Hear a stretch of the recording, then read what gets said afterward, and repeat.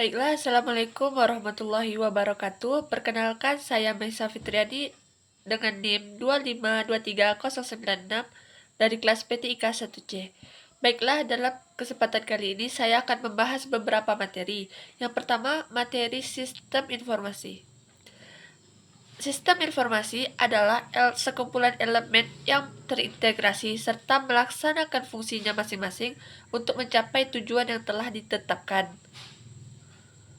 Kemudian, sistem informasi memiliki beberapa karakteristik. Yang pertama, memiliki komponen, yaitu bagian dari sebuah sistem informasi, di mana keseluruhan komponen saling berinteraksi satu sama lain. Setiap komponen disebut sebagai subsistem. Dan yang kedua, memiliki pembatas. Pembatas dari sebuah sistem informasi membuat sistem informasi menjadi kesatuan yang utuh dan menunjukkan ruang lingkup yang dimiliki. Ketiga, memiliki lingkungan di luar sistem. Yang keempat, memiliki interface atau antarmuka, yang merupakan media yang digunakan untuk dapat menghubungkan sebuah komponen yang terdapat pada sistem. Yang kelima, memiliki input atau masukan sistem. Ada beberapa bagian. Yang pertama, maintenance input, yang merupakan input yang berhubungan dengan perawatan suatu sistem. Yang kedua, ada signal input, yang adalah energi yang merupakan sinyal yang sangat berpengaruh terhadap proses transfer dan juga transmisi data untuk diteruskan melalui sistem informasi menuju output. Selanjutnya, konsep dasar sistem informasi. Informasi adalah sebuah data yang diolah menjadi bentuk yang berguna dan lebih berarti bagi penerimanya, dan berguna untuk mengambil keputusan untuk sekarang ataupun untuk masa yang akan datang.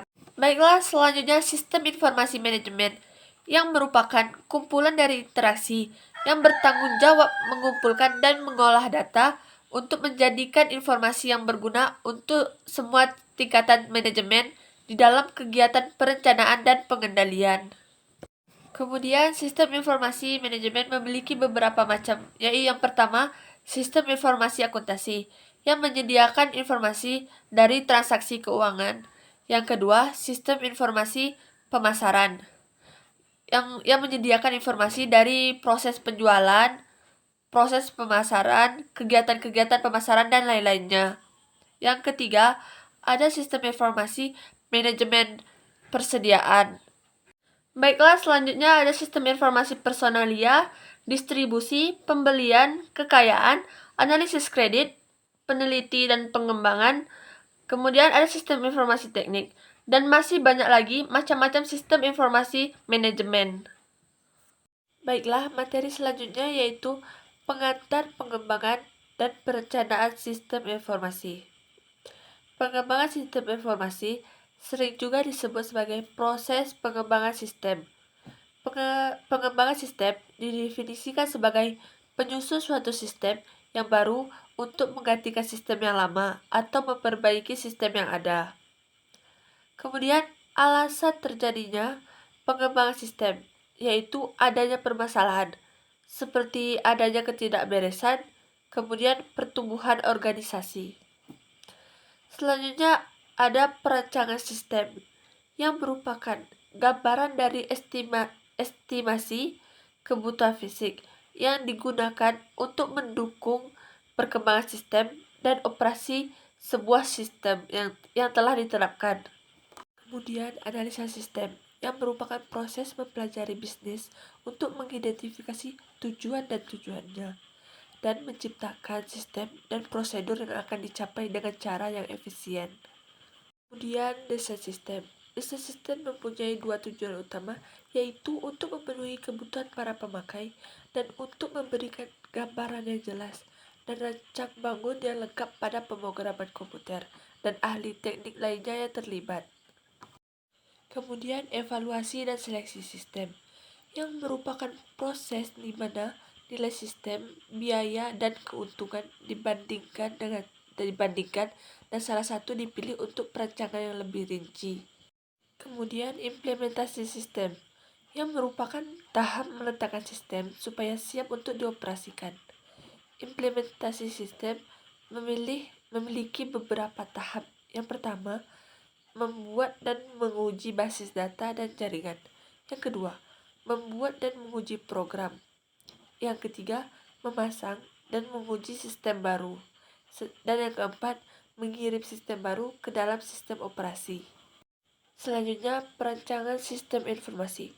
Ada beberapa diagram yang digunakan. Yang pertama yaitu use case diagram, yang merupakan pemodelan untuk melakukan sistem informasi yang akan dibuat.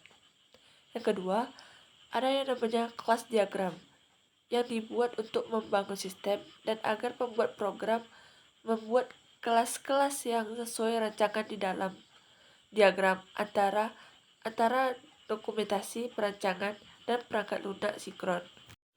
Yang ketiga, sequence diagram, yang merupakan kelakuan objek pada use case dengan mendeskripsikan waktu hidup objek dan message yang dikirimkan dan diterima antar objek.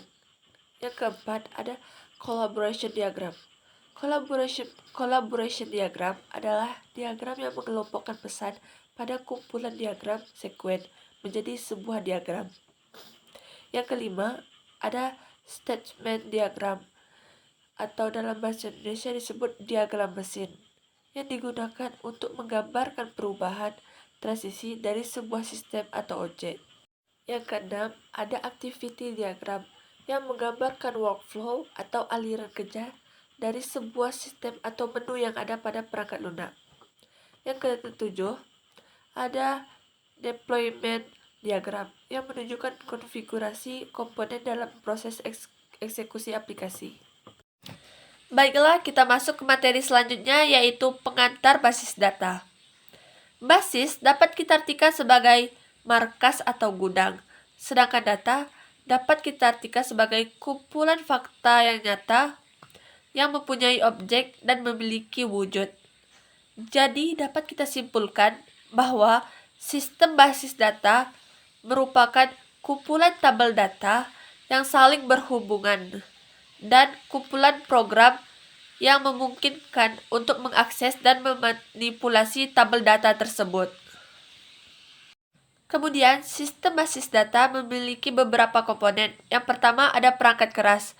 Perangkat keras itu seperti komputer, hard disk, memori sekunder offline, perangkat komunikasi jaringan. Baiklah, yang kedua yaitu sistem operasi, yaitu program yang dirancang untuk mengaktifkan komputer dan mengendalikan seluruh sumber daya yang ada di dalamnya, seperti Windows dan Linux. Baiklah, yang ketiga, basis data komponen adalah sekumpulan data yang telah terorganisir dengan baik sehingga data tersebut mudah untuk disimpan, diakses, dan juga untuk dimanipulasi.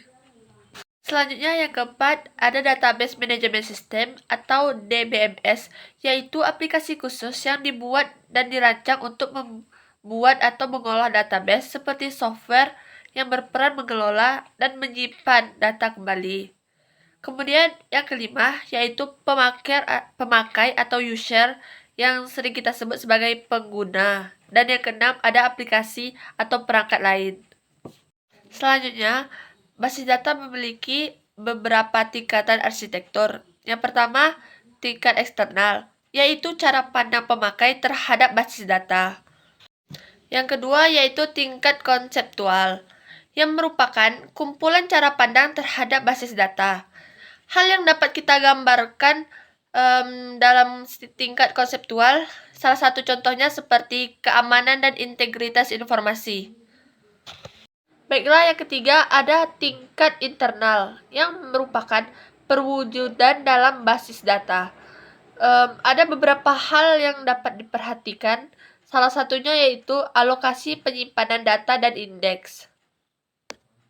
Yang keempat, yaitu model berorientasi objek, yaitu perangkat lunak yang dapat digunakan kembali dengan fitur dan metode yang terkait. Selanjutnya, database management system, yaitu sistem pengolahan database pada komputer. Database management system juga dapat membantu dalam memelihara serta pengolahan data dalam jumlah yang besar. Tujuan database management system yaitu agar tidak menimbulkan kekacauan dan dapat dipakai oleh pengguna sesuai kebutuhan. Baiklah, materi selanjutnya yaitu pengantar kecerdasan buatan. Kecerdasan buatan atau sering juga disebut sebagai AI adalah suatu ilmu pengetahuan dan teknologi yang mempelajari cara membuat komputer serta melakukan sesuatu seperti yang dilakukan manusia. Kecerdasan buatan dapat dilihat dari beberapa sudut pandang. Yang pertama, sudut pandang kecerdasan, yaitu bagaimana membuat mesin yang cerdas dan dapat melakukan hal-hal yang dapat dilakukan manusia. Yang kedua, sudut pandang penelitian, yang membuat komputer melakukan sesuatu sebaik yang dilakukan oleh manusia. Yang ketiga, sudut pandang bisnis, yaitu kumpulan peralatan yang sangat powerful dan metodologis dalam menyelesaikan masalah bisnis. Yang keempat, yaitu sudut pandang pemrograman, yaitu studi tentang pemrograman simbolik, kemudian pemecahan masalah, dan proses pencarian. Baiklah, selanjutnya bidang dalam kecerdasan buatan. Ada beberapa penjelasan mengenai cabang ilmu kecerdasan buatan. Yang pertama, sistem pakar, yakni sistem yang berusaha mengadopsi pengetahuan atau kecerdasan manusia ke komputer agar dapat menyelesaikan masalah seperti yang biasa dilakukan manusia. Kemudian yang kedua, jaringan saraf tiruan adalah jaringan dari sekelompok unit pemroses kecil yang dimodelkan berdasarkan jaringan saraf manusia. Baiklah, yang ketiga yaitu logika fuzzi atau peningkatan dari logika boolean yang berhadapan dengan konsep kebenaran sebagian. Yang keempat yaitu algoritma genetika, yakni program komputer yang mensimulasikan proses evolusi. Yang kelima yaitu penalaran komputer berbasis kasus, yang merupakan solusi pemecahan masalah berdasarkan pengalaman yang ada. Kemudian yang keenam, ada agen cerdas, yang merupakan perangkat lunak yang dapat bertindak seperti orang yang mampu berinteraksi dengan lingkungan. Dan yang ketujuh, ada data mining, yang merupakan proses untuk menggalikan pola-pola dari data untuk mengubah data tersebut menjadi informasi. Baiklah, selanjutnya perbandingan antara kecerdasan buatan dan kecerdasan alami. Kecerdasan buatan lebih bersifat permanen, sedangkan kecerdasan alami bisa berubah karena sifat manusia yang pelupa. Kemudian, tidak berubah selama sistem komputer dan program tidak mengubahnya. Kemudian, lebih mudah disebarkan dan masih banyak lagi.